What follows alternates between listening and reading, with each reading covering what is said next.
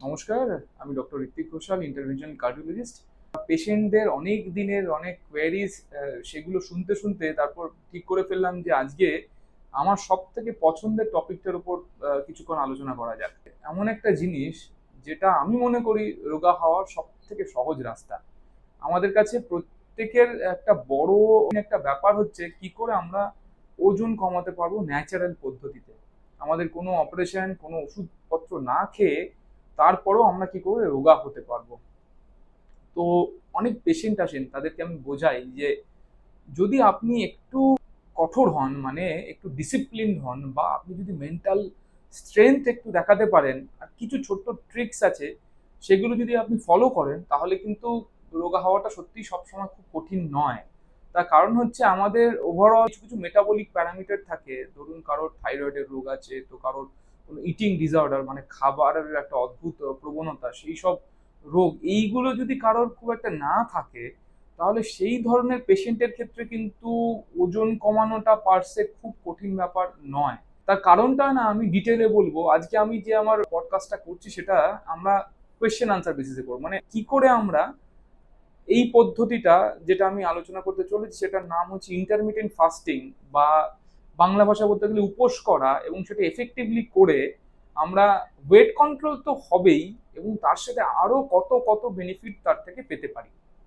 এবং প্রত্যেকটা কথা শোনার পর আপনারা কিন্তু বুঝবেন যে এই জিনিসটা আমরা যদি আমাদের লাইফে ইনকর্পোরেট করতে পারি, তাহলে কিন্তু সেটা আমাদের ট্রিমেন্ডাস হেলথ বেনিফিট দিতে পারে। এবং সেই পুরো গল্পটা আমি আপনাদের সামনে করব। বেসিক কোয়েশ্চেন যেটা, সেটা হচ্ছে ইন্টারমিটেন্ট ফাস্টিংটা অ্যাকচুয়ালি কি, বা এই উপোস করারটা কি এবং কিভাবে করা উচিত। এই উত্তরটা হলো, ইন্টারমিটেন্ট ফাস্টিং মানে আপনি সারাটা দিনে 24 ঘন্টা টাইমের মধ্যে একটা টাইম ফিক্স করে রাখলেন যে এই 16 ঘন্টা একটা টাইম পিরিয়ড, বা 12 ঘন্টা বা 14 ঘন্টা একটা টাইম পিরিয়ড যখন আপনি কিছু খেলেন না, এবং বাদ বাকি যে টাইমটা শুধু আপনার সারাদিনের যে খাওয়াটা, সেটা ওইটুকু টাইমের মধ্যে আপনি খেলেন। সাপোজ আপনি রাত 10টার সময় ডিনার করেছেন, নেক্সট খাওয়ারটা আপনি যদি চান যে আমি 16 ঘন্টা পরে খাবো, তাহলে রাত 10টা থেকে সকাল 10টা মানে 12 ঘন্টা, আরো 4 মানে দুপুর 2টো, তাহলে দুপুর 2টো অবধি এফেক্টিভলি আপনার 16 ঘন্টা কমপ্লিট হচ্ছে। তো এবার আমি আমার খাবারটা খাবো হচ্ছে দুপুর 2টো থেকে রাত 10টার মধ্যে, মানে একটা মিল আমি খেলাম দুপুর 2টোর সময়, আর একটা মিল আমি খেলাম বিকেল 5টার সময়। যদি 3বার খেতে চাই তাহলে 3বার, বা 2বার খেতে চাইলে দুপুর 2টোর সময় বা রাত 10টার মধ্যে। এবার রাত 10টা থেকে আমি দুপুর 2টোর মধ্যে কিচ্ছু খেতে পারবো না। কিছু খেতে পারবো নাটা নয়, যেটা খেতে পারবো সেটা হচ্ছে প্রচুর পরিমাণে জল খেতে পারবো, কালো চা খেতে পারবো, কালো কফি খেতে পারবো, অ্যাপেল সাইডার ভিনিগার খেতে পারবো, মানে এমন জিনিস খেতে পারবো যাতে কোনো ক্যালোরি ইনটেক বডিতে না হয়। এবার আমরা নেক্সট কোয়েশ্চেনে আসি, সেটা হচ্ছে আমি তো জানলাম ইন্টারমিটেন্ট ফাস্টিং কি, মানে হচ্ছে এতটা টাইম আমি কিছু খাবো না। খাবো না মানে জিরো, মানে মুখ থেকে আমার কিছু ঢুকবে না যেখানে আমার কোনো ক্যালোরি যাচ্ছে। এবার যেগুলো ক্যালোরি যাচ্ছে না, জিরো ক্যালোরি খাবার, সেগুলোর মধ্যে যে কথাগুলো আমি বললাম সেইগুলো অ্যালাউড আছে, এবং প্রচুর পরিমাণ জল খাওয়া অ্যালাউড আছে। তো বাদ বাকি টাইমটাতেই আমি আমার সারাদিনের যা খাওয়ার, সারাদিনের যা ক্যালোরি কনজাম্পশন, সেটুকু ওইটুকু টাইমের মধ্যে আমাকে করতে হবে। তো কারণটা কি, আমি কেন এই টাইম পিরিয়ডের উপর ভিত্তি করে খাবো, এবং সেটা আমার বডিকে কিভাবে হেল্প করবে, সেই উত্তরটা হচ্ছে, আমার যখনই আমরা কোনো খাবার খাই, সেই খাবারটা পুরোপুরি হজম হতে আমাদের ধরে রাখুন 4 থেকে 6 ঘন্টা সময় লাগে বডির, যে ওই খাবারটা ডাইজেস্টেড হয়ে গেল। সেই খাবারগুলোকে যখন ডাইজেস্ট করলো, সেই ডাইজেস্ট করার পরে সাথে সাথে 4 ঘন্টা পরে বা 3 থেকে 4 ঘন্টা পরে আপনার বডিতে একটা ইনসুলিনের স্পাইক হলো। ইনসুলিন হরমোনটা এমন একটা হরমোন যেটা কি কাজ করছে, যখন খাবার ভাঙলো, ভেঙে গ্লুকোজে যখন শিফট করলো, গ্লুকোজ, অ্যামাইনো অ্যাসিড, এগুলো যখন শিফট করলো, সেই গ্লুকোজগুলোকে ও বডিতে স্টোর করার জন্য চেষ্টা করলো। যে আমার এই গ্লুকোজগুলো কি করব, এগুলো আমরা বডিতে স্টোর করবো, কোথায় স্টোর করবো, সব থেকে বেশি স্টোর প্রথমে করবে হচ্ছে লিভারে। লিভারে গ্লাইকোজেন হিসাবে ও প্রথমে স্টোর করলো, যে এইটা হচ্ছে যখন আমার বডির দরকার পড়বে, গ্লুকোজের মাত্রা যখন আমার প্রয়োজন, তখন ঠিক এই লিভারটা এই গ্লাইকোজেনটাকে ভেঙে আমাকে গ্লুকোজ সাপ্লাই দেবে। তো ফার্স্ট আমি লিভারে গ্লাইকোজেন হয়ে ওটাকে স্টোর করলাম। নেক্সট আমি এতটা গ্লুকোজ অ্যামাউন্ট খেয়েছি যে আমার লিভারে যতটা গ্লাইকোজেন স্টোর করা, সেটা হওয়ার পরেও আমার এক্সট্রা গ্লুকোজ থেকে যাচ্ছে। এইবার এই এক্সট্রা গ্লুকোজটাকে আমার এই লিভার এবং মাসেল এসব জায়গায় শুধু লিভার নয়, অ্যাকচুয়ালি বলা উচিত যে মাসেলেও গ্লাইকোজেন হিসাবে কিন্তু এনার্জিটাকে স্টোর করছে বডি। যখন এই গ্লাইকোজেন স্টোর করা হয়ে গেল, এইবার চলে আসলো এই গ্লুকোজটাকে ইউটিলাইজ করা, যেখানে বডি ওটাকে ফ্যাটে ট্রান্সফার করছে। যে আমার কাছে এতটা কার্বোহাইড্রেট আমি পেয়েছি বা এতটা আমি মিল পেয়েছি, এতটা খাবার পেয়েছি, সেই খাবারের যতটা কোয়ান্টিটি আমার বডির দরকার যে আমাকে কনস্ট্যান্ট সুগার সাপ্লাই করবে, সেটা প্রথমে লিভার এবং মাসেলে গ্লাইকোজেন হিসাবে স্টোর হলো, তারপরে এক্সেসটা আমার ফ্যাট হিসাবে স্টোর হলো। যে যখন গ্লাইকোজেনের স্টোরও কমে গেল, সেসব সময় ফ্যাট আমার বডিকে সবসময় নিউট্রিশনের জন্য হেল্প করবে। আমার খাবার হয়ে গেছে, লাস্ট খাবার খেয়েছি, তারপর যখন 12 ঘন্টা ক্রস করে, তারপর থেকে শুরু হয় অ্যাকচুয়াল এই হরমোনের ব্যালেন্সগুলো। এটাকে বলে মেটাবলিক ব্যালেন্স। সেই মেটাবলিক ব্যালেন্সটা কিরকম? সেটা হচ্ছে 12 ঘন্টা পর থেকে আপনি বডিতে আর কোনো খাবার কিছু দেননি, কোনো সুগার কোনো সোর্স নেই, কোনো খাবারের কোনো কোনো ক্যালোরি কোনো সোর্সই নেই। তো বডি আর কোনো স্টোর করার ক্যাপাসিটির মধ্যে কিছু নেই যে না আমি গ্লুকোজটাকে বডিতে লিভারে এবং মাসেলে গ্লাইকোজেন স্টোর করবো। এবার কি বডির দরকার এনার্জি। তো সেই এনার্জির জন্য ও প্রথম কাজ করে ওই লিভার এবং মাসেলের গ্লাইকোজেনটাকে ইউজ করতে স্টার্ট করে সিম্পল সুগার তৈরি করে। তখন বডিতে গ্লুকাগন বলে একটা হরমোন আছে, সেটা ইনসুলিনের বিপরীত হরমোন বা অপোজিট হরমোন বলা যায়, যে বডিকে ওই মানে ওই সুগারটাকে প্রডিউস করতে হেল্প করলো, গ্লাইকোজেনটাকে ভাঙলো, ভেঙে সেখান থেকে সুগার তৈরি করলো। তো তাহলে আমি আমার এনার্জির যা সোর্সগুলো সুগারের থেকে পেতে স্টার্ট করলাম। কিছু সময় পরে যখন এই গ্লাইকোজেন স্টোরও শেষ হয়ে গেল, ধরুন 1-2 ঘন্টা সময় লাগলো, 3 ঘন্টা সময় লাগলো, গ্লাইকোজেন স্টোর শেষ। 16 ঘন্টা পরে গ্লাইকোজেন স্টোর যখন আমার শেষ হয়ে গেল, তখন বডির কাছে গ্লাইকোজেন নেই, সুগারও নেই, কিছু নেই। এবার বডিকে বাধ্য হতে হচ্ছে যে আমার যা এক্সেস স্টোর করা ফ্যাটগুলো আছে, সেই ফ্যাটগুলোকে এবার আমাকে ভাঙতে স্টার্ট করতে হবে, যাতে আমি ফার্দার এনার্জি পাই। এবার ফ্যাট যখন ভাঙলো, সেই ফ্যাটটা কিন্তু ভেঙে সে আর গ্লুকোজ দিচ্ছে না বডিকে, সে দিচ্ছে কিটোন বডি। এই কিটোন বডিটা হচ্ছে এবার ফার্দার স্টেজে আমার পুরো বডির ফুয়েল মেকানিজম। তো ইনিশিয়াল আমার ফুয়েল মানে এনার্জিটা ছিল হচ্ছে গ্লুকোজ ফর্মে, এবার এই গ্লুকোজ ফর্মটা চেঞ্জ হয়ে গেল কিটোন বডি ফর্মে, মানে কিটোন থেকে আমার বডি এনার্জি পাবে। এই কিটোন যখন এনার্জি ফর্ম হলো, তখন কিন্তু ফ্যাট সেলগুলো এক্সেসিভলি ভাঙতে স্টার্ট করে গেল। আমার বডিতে ইনসুলিনের ফাংশন খুব কম, গ্লুকাগনের ফাংশনও কম, এবার চলে আসলো কিটোন বডির ফাংশন। এবং তার পরবর্তীতে যখন 16 ঘন্টা পার করার পরে 18 ঘন্টা, 20 ঘন্টা, 24 ঘন্টা পার হয়ে গেল, তখন কিন্তু বডির সোল সোর্স হয়ে যাচ্ছে কিটোন বডি। নেক্সট কোয়েশ্চেনে আসি। আমরা বলতে পারি যে আমার কাছে বডিতে সুগার নেই, কিটোন বডি স্টেটে আছি, এই বডি স্টেটে কি আমার খিদে পাবে? এই বডি স্টেটে কি আমার চিন্তা ভাবনাগুলো সব ঠিকঠাক থাকবে? আমি কি ঠিকঠাক ভাবে ভাবনা চিন্তা করতে পারবো? আমি কি ঠিকঠাক মতো করে কাজকর্ম করতে পারবো? উত্তরটা হলো এটাই, যখন আমাদের 16 ঘন্টা পার হয়ে যাচ্ছে বা 12 ঘন্টার পর থেকে অল্প অল্প করে কিটোন বডি হওয়া স্টার্ট হয়ে যাচ্ছে, সেই কিটোন বডিটা না আমাদের বডিতে বেশ কিছু হরমোন প্রোডাকশনে বা কিছু কিছু ফ্যাক্টরস আছে, সেগুলো প্রোডাকশনে হেল্প করে। তার মধ্যে একটা খুব ইম্পর্টেন্ট ফ্যাক্টর হচ্ছে বিডিএনএফ, মানে ব্রেন ডিরাইভড নার্ভ ফ্যাক্টর। এই বিডিএনএফ কি কাজ করে? আমাদের নিউরাল গ্রোথ, ব্রেনের যতটা এনার্জি দরকার সেইগুলোতে প্রচন্ডভাবে কাজ করে। তার ফলে অনেক লোক দেখতে পান যে যতক্ষণ 16-18 ঘন্টা ফাস্টিং মানে না খেয়ে থাকার পরে তাদের হঠাৎ করে মেন্টাল ক্ল্যারিটি প্রচুর বেড়ে গেছে, তারা খুব ভালো চিন্তা ভাবনা করতে পারছেন, খুব শার্প হয়ে গেছে তাদের চিন্তা ভাবনা, মানে মাথার মধ্যে ক্লাস্টার বেশি হয় না, একাগ্রতা প্রচুর বাড়ছে। তো এইটার জন্য কিন্তু রিজন হচ্ছে বিডিএনএফ ফর্ম করা।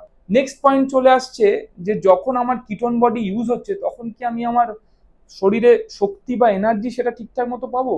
উত্তর হচ্ছে হ্যাঁ পাবো। তার কারণ হচ্ছে আমরা ফিজিওলজির বইতে পড়েছিলাম ফার্স্ট ইয়ার যখন পড়াশোনা করি, সেখানে বলতো বডিতে 18 ঘন্টা পরে যখন আমরা বডি ফাস্টিং স্টেটে থাকে, যখন বডিতে আর ইনসুলিন সেরকম ভাবে সিক্রেট করার দরকার পড়ছে না গ্লুকোজ গুলোকে শিফট করার জন্য, তখন বডি গ্রোথ হরমোন তৈরি করা স্টার্ট করে। মানে আপনার বডিতে গ্রোথ হরমোন তৈরি হচ্ছে, আপনি যখন রাতে ঘুমোচ্ছেন আপনার বডিতে গ্রোথ হরমোন তৈরি হচ্ছে। কিন্তু যখন 18 ঘন্টা পরে তখন বডির গ্রোথ হরমোন প্রোডাকশন ডাবল হয়ে যাচ্ছে, জাস্ট ডাবল। যখন আপনার 72 ঘন্টা ক্রস হয়ে যায়, বডির গ্রোথ হরমোন প্রোডাকশন 5 টাইমস হয়ে যাচ্ছে, 5 টাইমস। এই গ্রোথ হরমোন কি করে? এগুলো আমাদের মাসল সিনথেসিস এবং বডির হোমিওস্ট্যাসিস, মানে বডির যা হরমোনাল মেকানিজম, সেটাকে বলতে পারেন একটা পাওয়ার ফ্যাক্টর, সেটাকে মেনটেন করতে হেল্প করছে। তার ফলে আপনি যেটা ভাবছিলেন যে আমার মাসেল টাসেল গুলো ভেঙে যাবে, প্রোটিন সব বেরিয়ে গিয়ে আমি একদম রোগা পাতলা হয়ে যাব, কোনো কিছু আমার থাকবে না, সেই জিনিসটাকে কিন্তু ব্যালেন্স আউট করার কাজটা করছে হচ্ছে গ্রোথ হরমোন, যেটা সিনথেসিস হওয়ার ডাবলিং পিরিয়ড হচ্ছে 18 ঘন্টা পর থেকে, এবং 72 ঘন্টা পরে 3 দিন যদি কেউ ফাস্টিং করে তার গ্রোথ হরমোন একদম পিকে পৌঁছে যায়। তো এটা গেল হচ্ছে কি আমার আমার উইকনেস থাকবে কিনা, আমার মেন্টাল ক্ল্যারিটি থাকবে কিনা, সেই পয়েন্টগুলো নিয়ে। নেক্সট কোয়েশ্চেনটা হচ্ছে একটা $1,000,000 কোয়েশ্চেন। ফাস্টিং এর কি কি বেনিফিটস হলো আমার, আমি যে ফাস্টিংটা করলাম, এই যে না খেয়ে থাকলাম, তাতে আমার বেনিফিট কি কি হলো? সব থেকে বড় বেনিফিট হচ্ছে, যেটার জন্য একজন সায়েন্টিস্ট, জাপানিজ সায়েন্টিস্ট নোবেল পেয়েছিলেন, সেটা হচ্ছে অটোফ্যাজি। অটোফ্যাজি কি? অটোফ্যাজি হচ্ছে এমন একটা বডির মেকানিজম যেখানে বডি নিজের ওল্ড সেলগুলো, যেগুলো পুরনো সেল হয়ে গেছে, যেগুলোর টার্ন ওভার টাইম পার হয়ে গেছে, সেই সেলগুলোকে নিজে ইনজেস্ট করে নিজের এনার্জি গ্যাদার করছে। তার ফলে কি হচ্ছে, আমার বডির অনেক সময় অটো ইমিউন কিছু সেল থাকে যেগুলো হচ্ছে খুব হার্মফুল, যেগুলো অ্যাকচুয়ালি ক্যান্সার তৈরি করে, যেগুলো অ্যাকচুয়ালি আর্থ্রাইটিস বা অনেক ক্রনিক রোগ তৈরি করে, সেই ধরনের মেকানিজমগুলো কিন্তু ভেঙে দিয়ে সেগুলোকে রিপেয়ারিং মেকানিজম হিসেবে তৈরি করতে পারে, সেটা হচ্ছে অটোফ্যাজি। যখন ফাস্টিং করছেন 12-14 ঘন্টার ফাস্টিং এ কিন্তু আপনি অটোফ্যাজির বেনিফিট পাবেন না। এই অটোফ্যাজির বেনিফিট স্টার্ট হচ্ছে 16 ঘন্টা পর থেকে, এবং আস্তে আস্তে আস্তে আস্তে বাড়তে থাকে। 72 ঘন্টা পরে দেখা গেছে অটোফ্যাজি ম্যাক্সিমাম এফেক্ট নেয়, যেখানে পুরো বডির ইমিউন রেগুলেশন সিস্টেমটাই পাল্টে যায়। বডি একটা নতুন ইমিউন রেগুলেশন, আপনার কোনো ইমিউনিটি রিলেটেড রোগ হওয়ার চান্স প্রচুর কমে যায়। ইভেন বলা চলে, এরকম স্টাডিজও করে পাওয়া গেছে, যে ক্যান্সার সেলকেও কিন্তু অটোফ্যাজি ডাইজেস্ট করতে পারে এবং সেটাকে নষ্ট করতে পারে। সো ফাস্টিং কিন্তু এই সব দিক থেকে রিসার্চ আরো এগোচ্ছে, এবং সেই রিসার্চগুলো শো করছে যে ব্রেনের অ্যাক্টিভিটি বাড়াচ্ছে, অ্যাথলেটিক অ্যাক্টিভিটি বাড়াচ্ছে, এবং তার সাথে অটোফ্যাজি অ্যাক্টিভেটেড হয়ে গিয়ে আমাদের ইমিউন রেগুলেশনকেও কিন্তু বিরাটভাবে হেল্প করছে। নেক্সট মোস্ট ইম্পর্টেন্ট যেটা আমি মনে করি, যেটা আমি আমার পেশেন্টদেরকে বলি, যেটা বেনিফিট কোনগুলো আপনি নিজের চোখে দেখতে পাবেন, সেটা হচ্ছে যাদের ফ্যাটি লিভার ছিল, সেই ফ্যাটি লিভারের যে স্টোরড ফ্যাটগুলো ছিল, যেহেতু সেই স্টোর ফ্যাটটাকে বডি ফুয়েল বা এনার্জি সোর্স হিসাবে ইউজ করছে, তো সেই স্টোর ফ্যাটগুলো বেরিয়ে যাচ্ছে। যাদের গ্রেড 2 গ্রেড 3 ফ্যাটি লিভার ছিল, সেগুলো থেকে কিন্তু তারা ফ্যাটি লিভার ফ্রি হয়ে যাওয়ার বিরাট বড় চান্স পান। আমি একটা এআইজি হসপিটাল হায়দ্রাবাদে বহুদিন আগে একটা কনফারেন্সে গেছিলাম, সেখানকার মেডিসিনের হেড ডক্টর তিনি বলেছিলেন, ওনার 62 বছর বয়সে এসে উনি ফাস্টিং করার পরে ওনার গ্রেড 3 ফ্যাটি লিভার থেকে গ্রেড 1 ফ্যাটি লিভারে 2 মাসের মধ্যে শিফট করে। আমি নিজে ট্রাই করে দেখেছি, বা আমি অন্যদের রিপোর্টসে দেখেছি, যে কোলেস্ট্রল রেগুলেশনও কিন্তু বিরাটভাবে বেনিফিটেড হয়।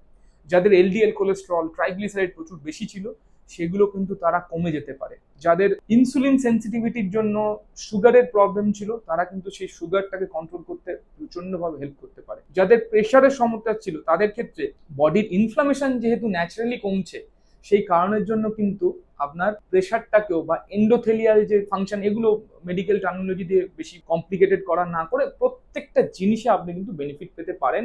প্রেশার, সুগার, কোলেস্ট্রল, 3 ভাই সব থেকে নটোরিয়াস, যে কোনো রকমের হার্টের রোগ, স্ট্রোক, কিডনি ফাংশন খারাপ করা, সবকিছু যেগুলো দায়ী, সেই জিনিসগুলো কিন্তু রেগুলেট করতে মারাত্মকভাবে বেনিফিট করতে পারে। সব থেকে ইম্পর্টেন্ট কোয়েশ্চেন যেটা থেকে স্টার্ট করে, সেটা হচ্ছে যারা ওজন কমাতে চাইছিলেন, তাদের বডির ক্ষেত্রে ভেবে দেখুন, যে বডির যখন মেকানিজম চেঞ্জ হচ্ছে, যে না আমার ফুড সোর্স কমছে, আপনি ক্যালোরি রেস্ট্রিক্ট করলেন, ন্যাচারালি আপনি যখন 24 ঘন্টা ধরে খাচ্ছেন, প্রত্যেক 4-5 ঘন্টা পর পর খাবার খাচ্ছেন, সেই মুহূর্তে আপনার যত ক্যালোরি ইনজেস্ট করছেন, সেখানে যখনই আপনি 8 ঘন্টার মধ্যে খাবার খাবেন, তাহলে সেই সময়টা কিন্তু আপনি অতটা ক্যালোরি কখনো খেতে পারবেন না, যতটা আপনি দিনে 4 থেকে 5 বার খাওয়ার জন্য হচ্ছিল। সেটা কিন্তু কখনোই আপনার একবার কি দুবার বা 3 বার খাওয়ারের যে ওইটুকু টাইম লিমিটেড খাওয়ার মধ্যে আপনি কখনো সেটা রিচ করতে পারেন। তাহলে আপনার টোটাল ডেইলি ক্যালোরি রেস্ট্রিকশনও কিন্তু হলো। তো যাদের ওজন কমানো, যাদের সুগার কমানো, যাদের কোলেস্ট্রল কমানো, যাদের প্রেশার কমানো, প্রত্যেকের ক্ষেত্রে কিন্তু ফাস্টিং বিরাট বেনিফিট দিতে পারে। নেক্সট হচ্ছে, অনেক লোকজন জিজ্ঞেস করবেন যে ফাস্টিংটা আমরা করব কিভাবে?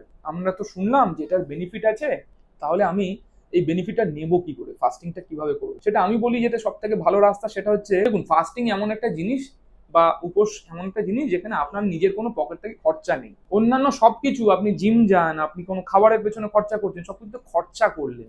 এখানে আপনি খরচায় নিজের পয়সা বাঁচিয়ে আপনার কিন্তু এসেনশিয়াল বেনিফিট, যেটা মাল্টি ফ্যাসেটেড, অনেক দিক থেকে সাহায্য দিতে পারে, সেই জিনিসটা কিন্তু আপনি অ্যাচিভ করতে পারেন, যেখানে আপনার খরচা হচ্ছে জিরো। জাস্ট সব থেকে ইম্পর্টেন্ট ফ্যাক্টর আমি মনে করি ফাস্টিং এর জন্য, সেটা হচ্ছে মেন্টাল ক্ল্যারিটি এবং কনফিডেন্স, বা বলতে পারেন ডেডিকেশন, সেটা থাকাটা খুব ইম্পর্টেন্ট। কারণ অনেক লোক আমি লক্ষ্য করে দেখেছি, 2-4 দিন করলো, তারপর আবার বন্ধ করে দিল। সো যেই কে সেই, মানে যেরকমটা ওনাদের মানে ডায়েটের হ্যাবিটেও হয়। আজকে 2-4 দিন খুব ভালো কন্ট্রোল করলেন, তারপরের দিন আবার উল্টোপাল্টা হাই অয়েল বা হাই ফ্রাইড ফুড বা যেগুলো সেই জিনিসপত্রগুলোকে তারা আবার খাওয়া শুরু করলেন, যেটা খুব কমন সিস ইভেন্ট বলতে পারেন, বা একটা রাউন্ড ওয়াইজ সার্কেল সেই জিনিসটা কিন্তু চলতে থাকে। কিন্তু ফাস্টিং যদি আমি এমন ভাবে করতে পারি, ধরুন যারা অফিস গোয়ার্স বা যারা ধরুন কোনো কাজের মধ্যে ব্যস্ত, সেই সময় তো আপনি খেতে থাকতে হবে না বা খাওয়ার দরকারও পড়ছে না। তো আপনি ধরুন রাতে ডিনার করলেন, তারপরে আপনি ঘুমোতে যাবেন, 6 থেকে 7 ঘন্টা আপনি ঘুমোচ্ছেন, তো এই 6-7 ঘন্টাকে আপনি ফাস্টিং উইন্ডো হিসেবে ইউজ করুন। আপনার যে 16 ঘন্টায় যেতে চাইছেন, বা আমি বলবো সবাইকে যে আপনারা কেউ যদি স্টার্ট করতে চাইছেন কিভাবে শুরু করবো, তাহলে বলবো 12 ঘন্টা দিয়ে আগে স্টার্ট করুন। প্রথমেই 14, 16, 18 যাবেন না, কারণ অনেক সময় থাকে কি ফাস্টিং করলে পর আমাদের ন্যাচারালি বডির যেহেতু গ্লুকোজটা কমছে বা সুগারের অ্যামাউন্টটা কমছে, কিটোন বডির উপর বডিকে ডিপেন্ড করতে হচ্ছে, আমাদের কিন্তু একটুখানি সামান্য এনার্জি কম অনুভব হতে পারে because of lack of sugar. Ketone body যখন টেক ওভার করছে, তখন সেক্ষেত্রে কিন্তু আমাদের বডির একটুখানি সামান্য দুর্বল দুর্বল ভাব লাগা বা একটু অস্বস্তি লাগছে, এই ইনিশিয়াল ফিলিং গুলো দিয়ে কিন্তু স্টার্ট হতে পারে। সেটাকে আটকানোর রাস্তা হচ্ছে আপনি প্রথমে 12 ঘন্টা দিয়ে স্টার্ট করুন, ধরুন রাতের বেলা 10টা থেকে পরের দিন সকাল 10টা অবধি, বা তারপর 12 ঘন্টা থেকে বাড়িয়ে 14 ঘন্টা করুন, 10টা থেকে 12টা, তারপর আপনি আস্তে আস্তে বাড়ি 10টা থেকে 2টো, বা আপনার টাইম শিডিউল ওয়াইজ আপনি কিন্তু সেগুলোকে মডিফাই করতে পারেন। সো এইভাবে আপনি স্টার্ট করুন, এবং তার মধ্যে প্রচুর পরিমাণে জল খান বা ফ্লুইড ইনটেক রাখুন, ইনক্লুডিং পিঞ্চ অফ সল্ট, মানে একটু ইলেকট্রোলাইট দেওয়ার চেষ্টা করবেন, মানে হিমালয়ান সল্ট পাওয়া যায় বা pink salt, what ever it is, তো সেই সল্ট ওর মধ্যে একটু অ্যাড করুন যাতে ইলেকট্রোলাইটস বডির ঠিক থাকে।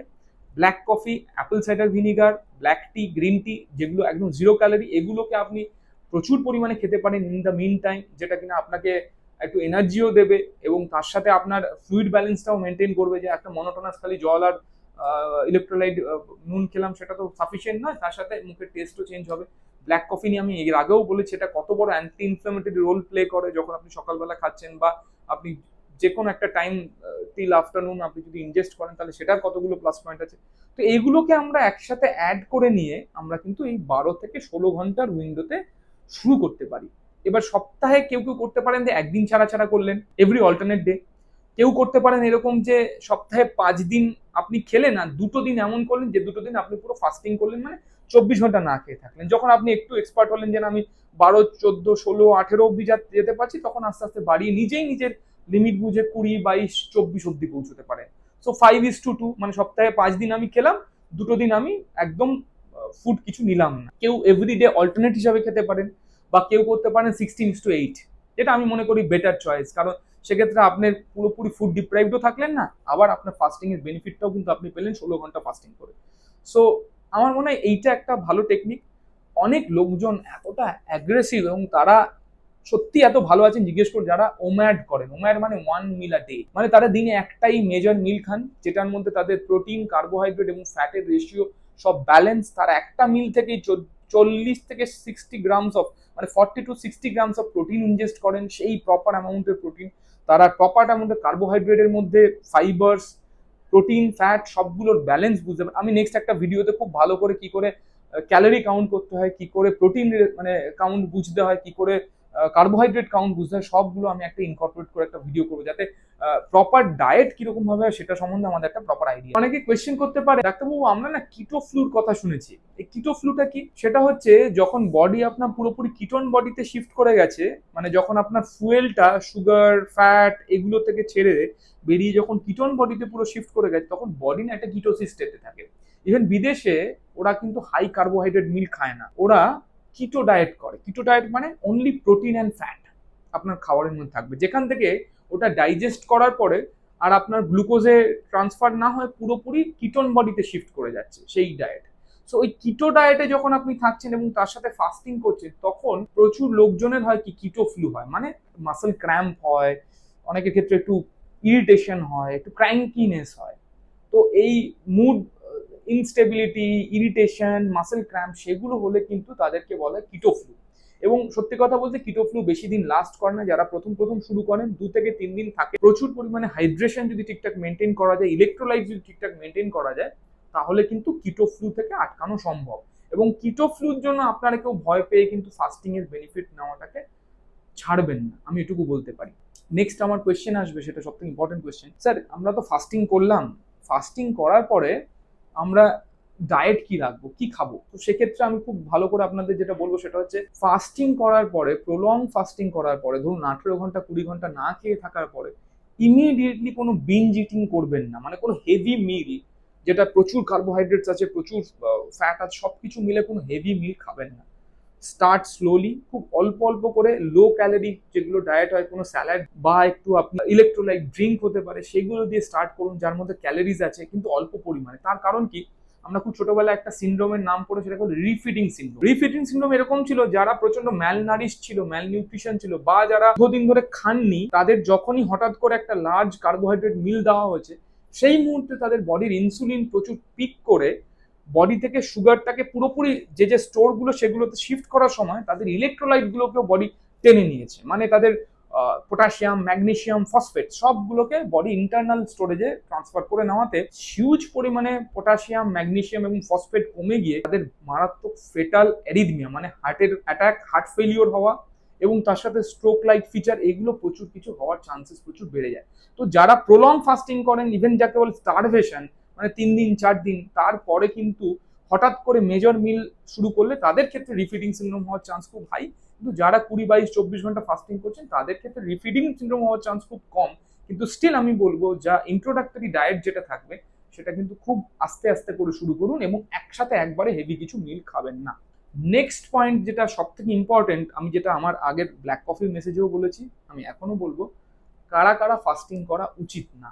আমি বারবার করে একটা কথা বলি, ও করছে বা সে করছে বা অন্য কেউ করছে বলে আমি সেটা করব, সেটা কিন্তু এরকম পাগলের বা অন্ধ ভক্তের মতো কোনোভাবে করতে যাবেন না। আপনি দেখবেন যে আপনার জন্য এটা সুটেবল কিনা, যে আপনি সেটা নিতে পারছেন কি। বহু লোক কিন্তু পারেন না, যাদের ক্ষেত্রে এই ক্র্যাঙ্কিনেস, প্রচুর মুড ইনস্টেবিলিটি, তারা কিন্তু ফাস্টিং ঠিকঠাক নিতে পারে না, বা যাদের প্রচুর অ্যাসিডিটি থাকে, অ্যাসিডিটি প্রবলেম থাকে, তারা কিন্তু ফাস্টিং করতে পারে। তাদের 10 ঘন্টা 12 ঘন্টা না খেয়ে থাকার পরে অ্যাসিডিটি বেড়ে গেল, তার জন্য ফাস্টিং করার দরকার নেই।